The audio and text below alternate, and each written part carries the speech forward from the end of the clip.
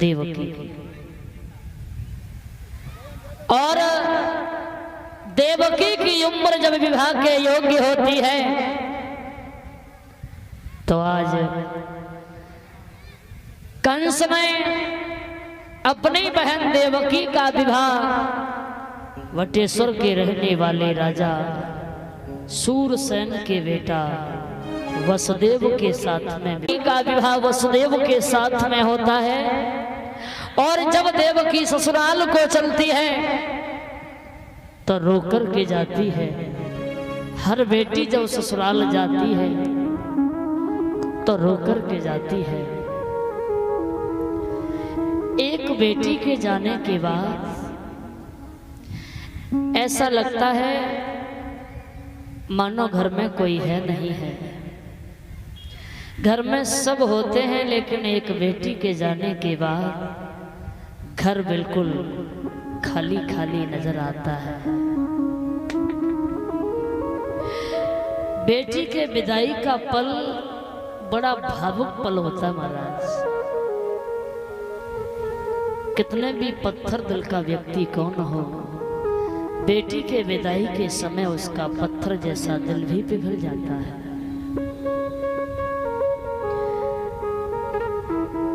बेटी के विदाई के समय माँ रोती, पिता रोते, यही नहीं, जो अच्छी बेटियां होती हैं उनके लिए पूरा गांव रोता है।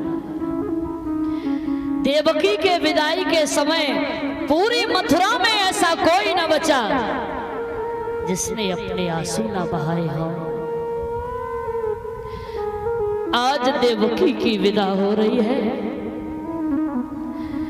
देवकी की मां रो रही है, देवकी के पिता भी रो रहे हैं। बताइए, बेटी के विदाई के समय सबसे ज्यादा मां रोती है कि पिता रोते हैं? कौन रोता है? बेटी के विदाई के समय सबसे ज्यादा मां रोती है कि पिता रोते हैं? कौन रोता है? बताइए, कौन रोता है? माताएं तो कह रही हम रोते हैं और आप कह रहे हैं कि हम रोते हैं।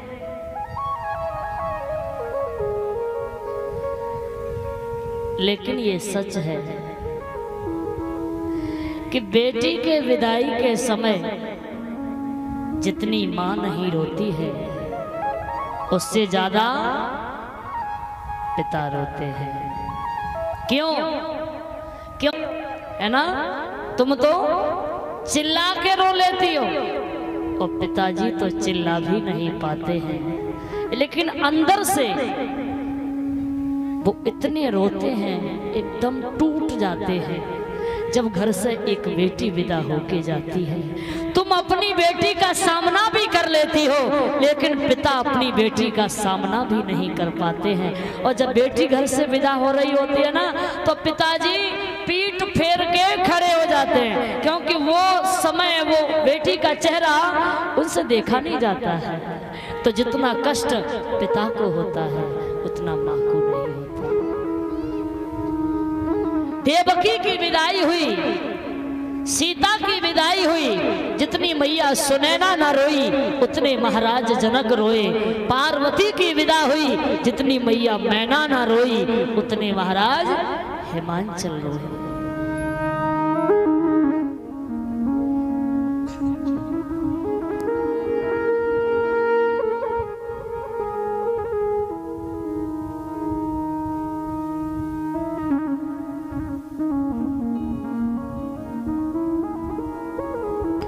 और ये माननीय श्री मेघ सिंह बघेल की ओर से हमको ये सम्मान किया।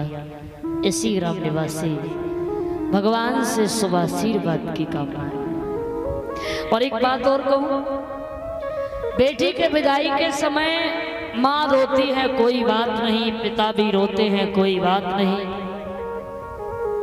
पड़ोसी भी रोते हैं कोई बात नहीं। एक व्यक्ति ऐसा रोता है जिसकी आप कल्पना नहीं कर सकते हैं। और वो कौन होता है? उस बहन का भाई वो बहुत रोता है। और सोचने की तो बात यह है कि बहन भाई में शादी से पहले 1 मिनट भी बनती नहीं थी दोनों में। बोलो हाँ या ना? 1 मिनट भी दोनों में बनती नहीं थी। ऐसे बैर होता था जैसे चूहा और बिल्ली में। चूहा बिल्ली को देख नहीं सकता, बिल्ली चूहे को देख नहीं सकती।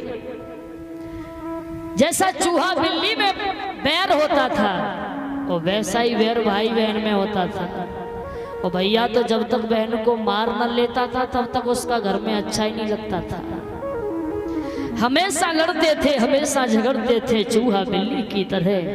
और जब वो भाई अपनी बहन को विदा करता है तो याद रखना उससे ज्यादा पूरे घर में कोई नहीं रोता जितना वो रोता है। आज मेरे घर का खिलौना जा रहा है,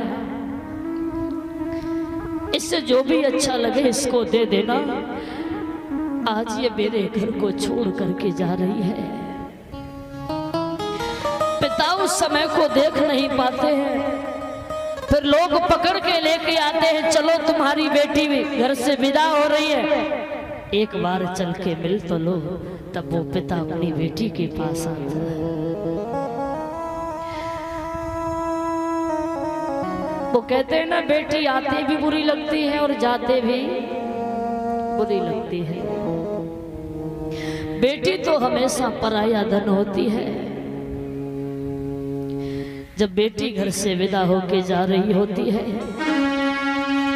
आज देवकी जा रही है, देवकी की माँ रो रही है, देवकी के पिता रो रहे हैं। आज देवकी रो करके बोली है, माँ आज मैं तेरे घर को छोड़ करके जा रही हूँ। क्योंकि पिताजी का घर तो कुछ दिनों तक का ठिकाना होता है। आज देवकी रो करके बोली है, माँ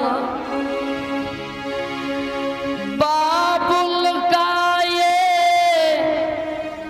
घर अंगना,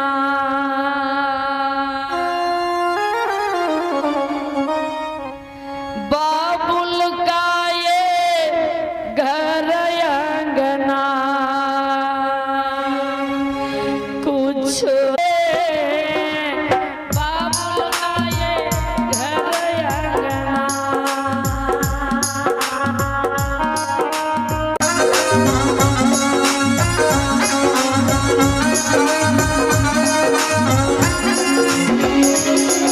बेटी घर से जा रही है, देवकी कहती है, माँ तेरे घर में मैं खेल कूद कर बड़ी हुई, आज मैं पराई घर जा रही हूँ।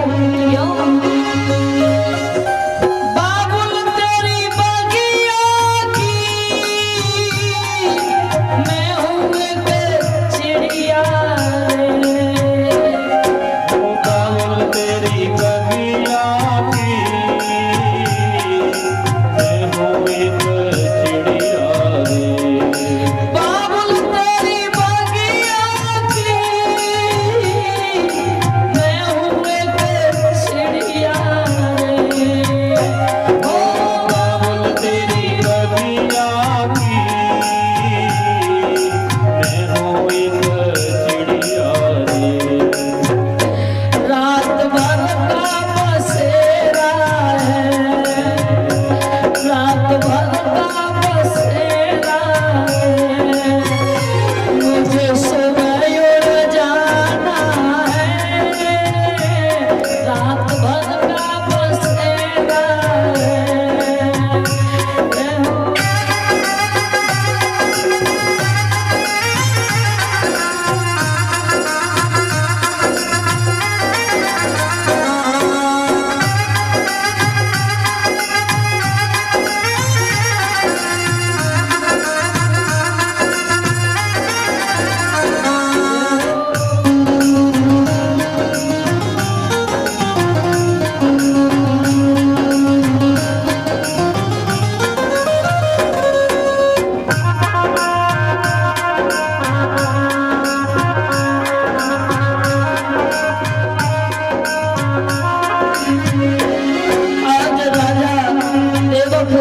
आज देवकी को गले से लगाकर फूट फूट करके रोते हैं। देवकी कहती है माँ, बाबुल को क्या बीती रही, मैया तू ये क्या जाने। ओ बाबुल पे क्या बीत रही, मैया तू क्या जाने। लेकिन ये दुनिया का दस्तूर है, बेटी तो हमेशा पराया धन होती है। दस्तूर दुनिया का, दस्तूर दुनिया का, हम सबको निभाना है। दस्तूर दुनिया का।